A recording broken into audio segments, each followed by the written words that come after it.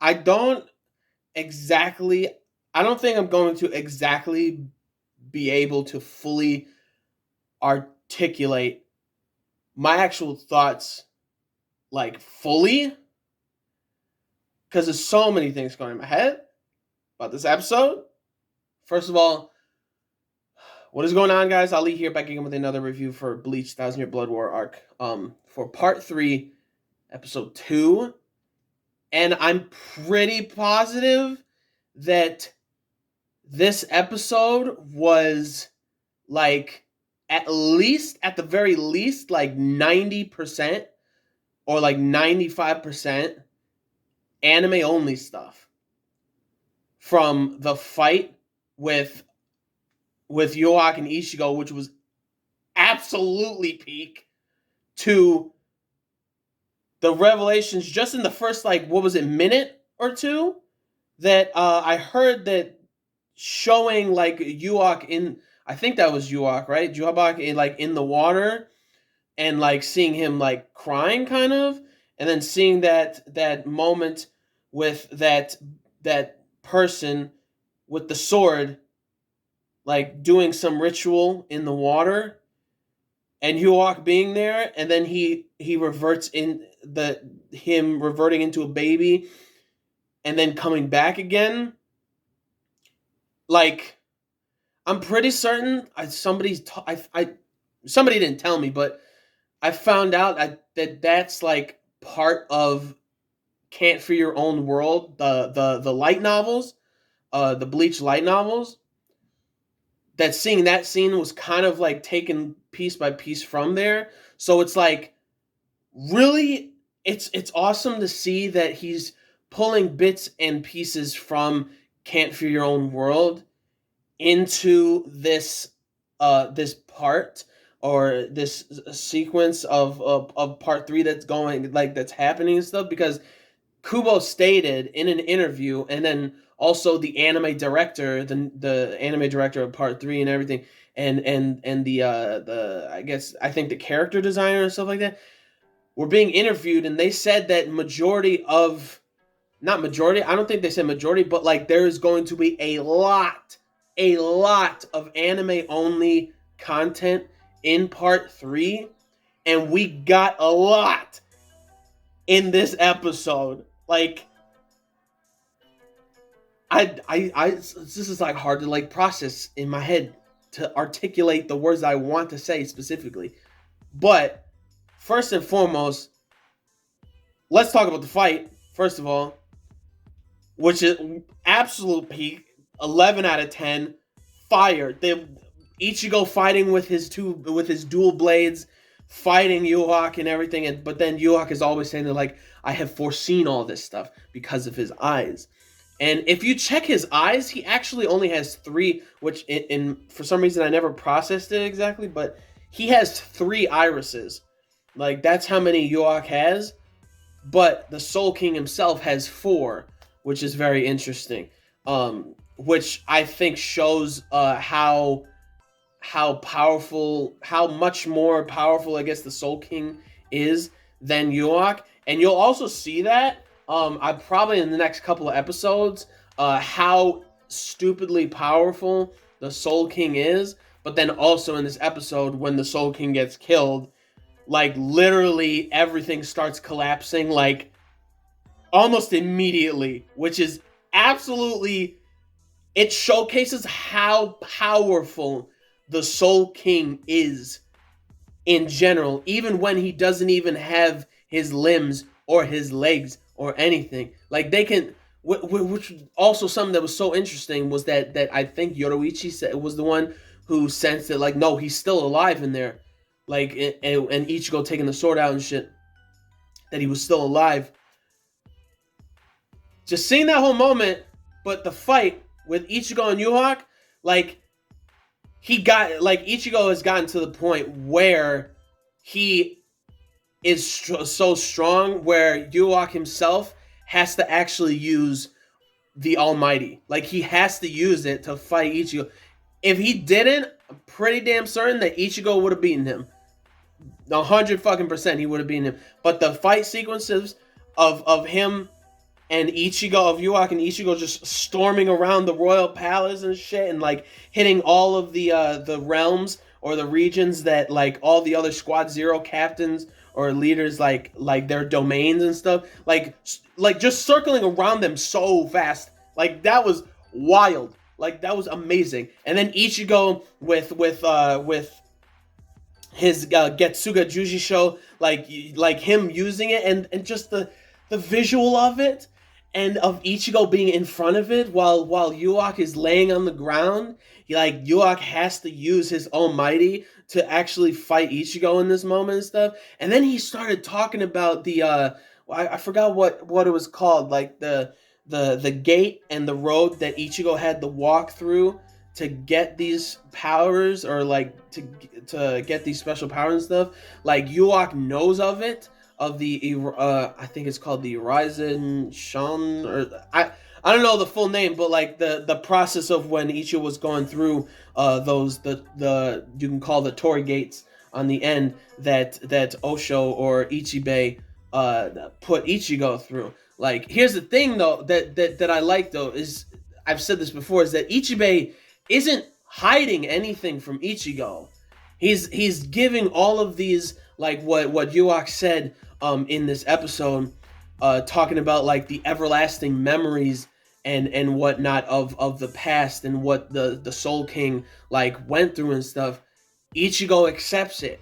He accepts what the Soul King did and sacrificed himself for these three realms to keep at bay and to be balanced and everything. And but Yuak knows all this stuff, which is very interesting to me. And like him talking to Ichigo about he's foreseen all this stuff, and then like the most effed up thing is that, like, you know, when Yuak is talking about like all of these, do you hear all these screams and these souls like screaming out and stuff within me? Do you hear them and whatnot? And looking at the Soul King, like before Ichigo even went there, like just the dialogue alone with the animation, whoever directed this episode, dude, was peak.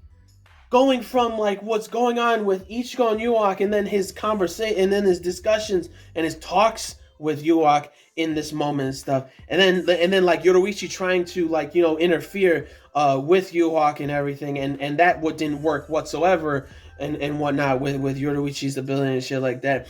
And then, like, you know, Orihime coming in and healing, basically healing Ichigo like literally instantly, which was it just shows how phenomenal Orihime is and how far she's come. She's absolutely phenomenal. And then like seeing that, but then also it going to everything that's happening with Kisuke, everything's happening with, like, you know, Shinji and Momo and stuff, and then the interactions, you know, with Soifeng, and then what is his name, Obanai, or what's his name, the her lieutenant or whatever. But like going from that over there to like where Kisuke is and Mayuri is and all of them, then to back to where like Ichigo and Yuak is, was like the way it was cut, the way it was edited, the way that it was directed and stuff. Like absolutely one of the most peak episodes of the 1,000-Year Blood War arc yet. Like pure, like it. Just the story itself. Also, I keep saying just the blank or whatever, like story, art direction, cinematography. When the camera goes like to the royal palace and circles around to where like Ichigo and his squad is like looking at like Yuak. Oh my gosh, like bro, and I love how diabolical Yuak is, not only with his monologue or his speech, but also how effed up he is to literally force Ichigo. I didn't even, for some reason I didn't even like compute it when I was reading it all those years ago when it was coming out weekly. I don't know why I wasn't computing it, but like him constantly talking about how your blood is going to like it will always resent the Soul King. Like the moment you see the Soul King, your blood isn't your blood is going to want to like eradicate the Soul King's existence and stuff. Like that's what it wants to do. Like the thing that he's talking about is Yuok's like Quincy like lineage in Ichigo's blood, because the Quincy lineage stems originally from Yuok himself, Juhabak himself. There wasn't any Quincy's before Juhabak. Like it does, like he is the progenitor of Quincy's and stuff. So technically, you know what Kisuke said, that like this world doesn't really have like, you know, Quincy's don't really fit into this world. You can kind of like think of them themselves as like I don't want to say parasite because they're not like straight like parasites or anything, but like an invasive species in an ecosystem in the animal in like the animal kingdom, right? Like say lionfish from in the ocean, who are an invasive species when it comes to like coral reefs. Like coral reefs have their own specific ecosystem, but lionfish, a lot of the times they're an invasive species to where when they like, you know, invade say a coral reef, they like it gets destroyed. The coral reef starts like, because I think they eat the coral or something and they destroy like that ecosystem. You can kind of equate Lion King or lionfish to like invasive species to Quincy's, because Quincy's don't exactly have a specific place in this universe itself to where like the ecosystem like keeps its balance, unless Quincy's just be like regular humans and don't act like, you know, trying to eradicate like hollows and shit like that. Because again, if you realize like the whole like system of Bleach is that like purifying souls, soul reapers don't straight up kill hollows, they just purify the soul that the hollow like came from. So but instead of like for Quincy's, it is instead where they completely eradicate that soul and it will never come back, which ruptures the entire soul system of the entirety of the Bleach universe and shit. So you can kind of equate it to a little bit of like Quincy's being like an invasive species kind of, which is also very interesting to me. And hearing Yuok talking about, you know, the path with the Torii Gate that Ichigo is going through, and talking about like I can see the future, I saw literally everything that is happening right now. I saw the vision of you being in front of the Soul King, killing him while I stood there. I envisioned it. I saw it, and I'm like, oh, and him. And here's the crazy thing, because this wasn't in the manga. It said that the only way to really kill the Soul King or break the seal on the Soul King, to actually kill him, is for somebody to have the powers and blood or energy and whatnot of all these several different powers: Quincy blood, Hollow and Soul Reaper powers, Fullbringer. All of these parts of this universe breaks the seal on the Soul King.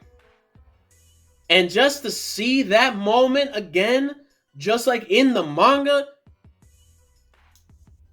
the most diabolical, evil, effed up thing that you could do was get the main character to kill the literal linchpin of this universe, to do it himself by force. Bro, this is what diabolical, because awakening the Almighty, he can it seems very clearly that he can also force whoever has his lineage within them, can force them to do what he wants. And what he was talking about, that the blood that's flowing in you won't be able to withstand the existence of the soul. Like it doesn't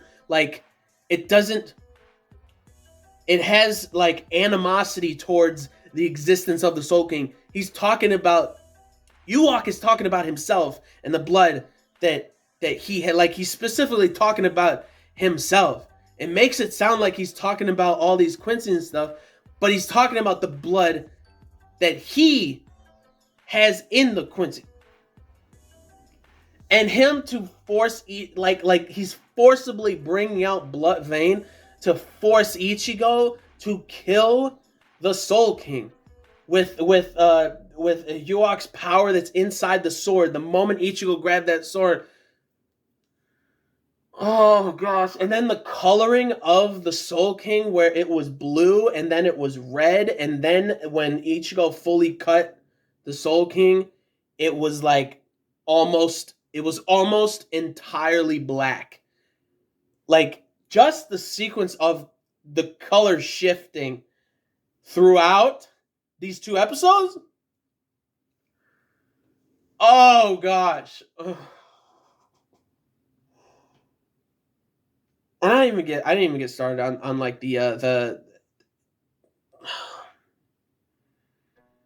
what happened in the beginning with can't the with that visual from the Can't Fear Your Own World light novels of Ewok being there in the water, and that person, it might have been, I don't know if the person that was holding this blade like down to like the water and doing that ritual, if that might have been the Soul King himself doing that, like he's the one who has to do it or some shit like that, or it was one of the five ancient the original like noble clans, like the ancient the leaders, the original leaders of those clans of Soul Society.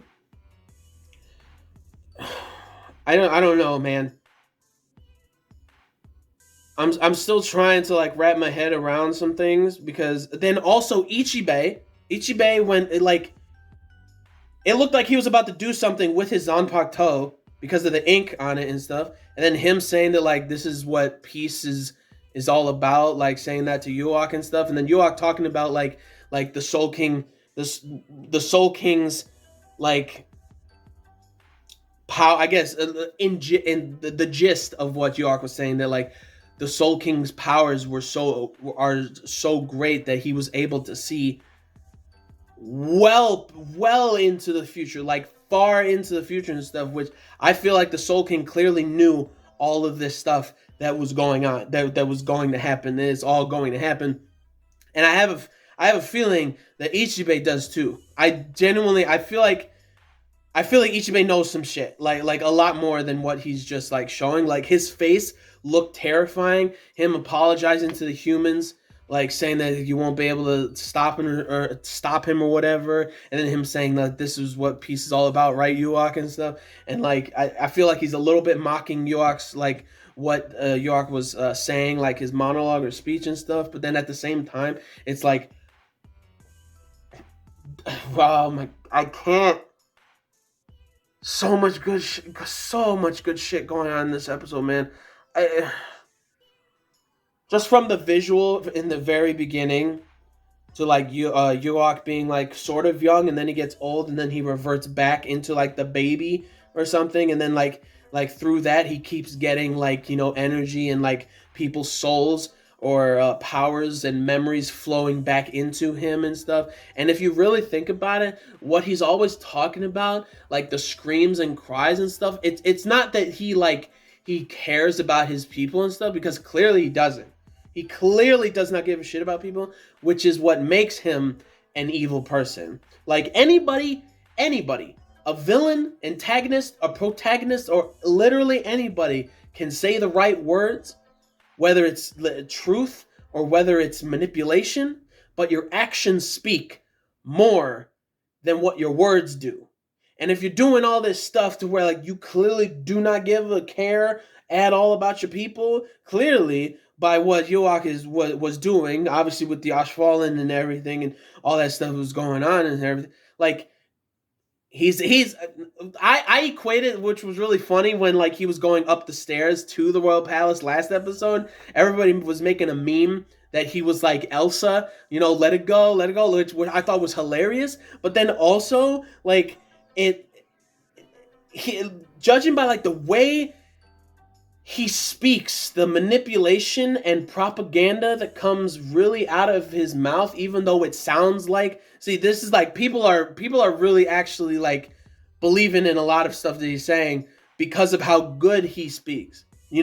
Hitler back in the day, a lot of people believed, like, things that he said because he was good at articulating like his speech and how he manipulates like words to get people to believe him and want to believe him stuff. Like, what was funny about that last episode when we were going up the stairs and like everybody was making a meme being that he was like Elsa, was that like it was like Ichigo was versing him this episode, and I was thinking like, oh, he's like a Hitler / evil Jesus.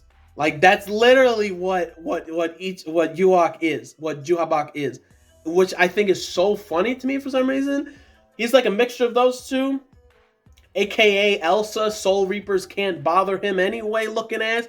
Like, it was so funny last episode, but like he's like a mixture of those three, or of those two, and then the whole Elsa thing was like really funny to me. And then like the ending of this episode with like Kisuke like looking up into the sky and like the Soul King, like, this is fucked up and whatnot. And then you got Ukitake at the end also healing up Zaraki as best as he can, which is very interesting. Next episode I know for a fact it's going to be a lot of Ukitake, and because the name of the episode, I believe it's the Dark Arm, I think, or something like that.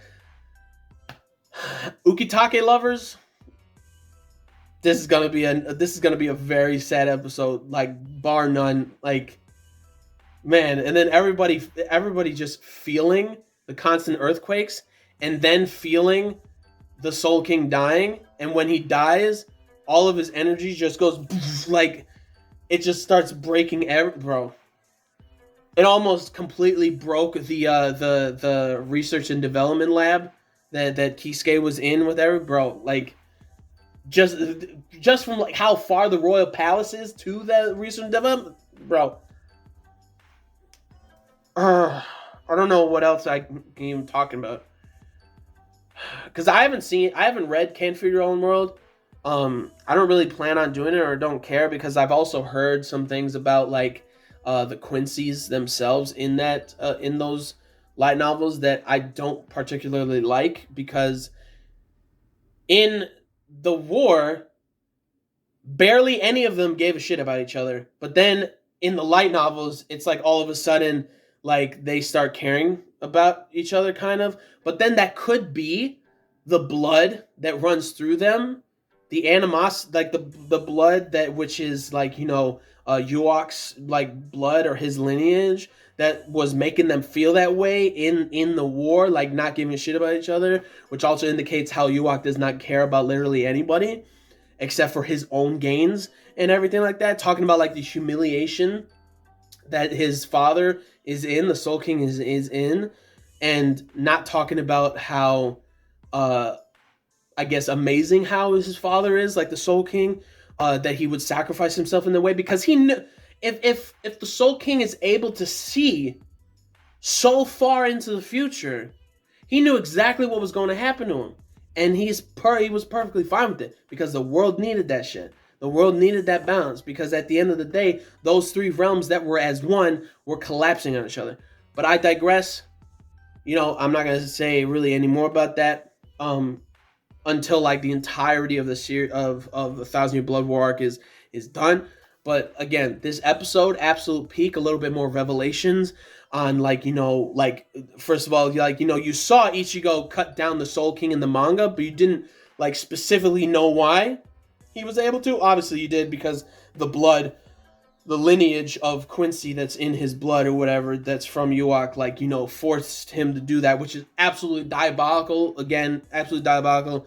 But like, understanding that like the only way to break the actual seal on the Soul King was the combination of all those different powers mixed into one. Quincy, Soul Reaper, Hollow, Fullbringer. Which Fullbringer, I'm pretty sure it's like there is like a small piece of the Soul King or something like that. That's what Fullbringers like are. They have a very tiny fragment of the Soul King within them and stuff. And like, I I still want to know what like why Ichibei has had that face and then like put his Zanpakuto toe down with like the ink, which made me start to think that like he has a contingency plan of some sort, like he's gonna actually do something, kind of like how Senjumaru pricked Uryu's neck, which made me think that she did something, like that she was going to do something or did something in that moment, and then you got Ichibei doing this, like maybe the Zero Squad knows actually literally what they're doing, because also they follow what the Soul King says telepathically, obviously, but they go by what the Soul King says. So if like the Soul King himself is telling them some shit, maybe the Soul King actually told them something else about what is going to happen in the future. I don't know. I'm still wrapping my head around how phenomenal this episode is. 11 out of 10, from the fight to the directing to the cinematography to like the way that they use the CGI and stuff like that. Because like, you know, also when Getsuga Jujisho was right behind Ichigo while he was like in the air looking at Yuak, like a lot of that again is CGI, like the sparkles or like the sparks and stuff, and some of the explosion is CGI and stuff, like it's amazing. But also all of that stuff, and then going a little bit to like each like captain or lieutenant, you know, Ruki and Renji, and then going to Kisuke and Mayuri, and then going to like Soifang and all of them and stuff. Like seeing this sequence of all these characters, like, oh my gosh, it's amazing. This was a peak episode. This was like 11 out of 10, 12 out of 10, 13 out of 10. I can keep going. Absolutely phenomenal. Absolute. I think at the absolute very least, it is a top 3 episode. At the absolute very least, in the top 3 episodes of the 1,000-Year Blood War arc. Like, period. It was too good. But anyways, that is it for my thoughts about everything in this episode. I try to articulate my words as best as I can because I'm still processing it. If you liked anything I had to say or agree with anything I had to say or like the episode and stuff, leave a like and comment down below on your thoughts about everything that I said or the episode, all the additions that they put in this episode, because it was basically anime, like an anime only, like in canon, like stuff. Like a majority of it was not in the manga. Like majority of it. It was amazing. Well, leave down your comments, your thoughts, and subscribe to the channel for more reviews, vlogs, unboxings, live reactions, the discussion videos, and things like that. So, gentlemen, stay classy, ladies, stay sassy, but most important, everybody, you guys stay a little nasty, all right? So, peace and love, and I'll see y'all later in the next video. Peace out. May the force be with you always. Latom, Ban, Kai, and bro, this episode also indicates something that Yuak is not going to see coming. And all of this stuff is going to bite him in the ass at the end of this entirety of the series. Like, it's phenomenal. I love it. It's so good. Anyways, peace out. I'll see you guys next episode next week. Deuces.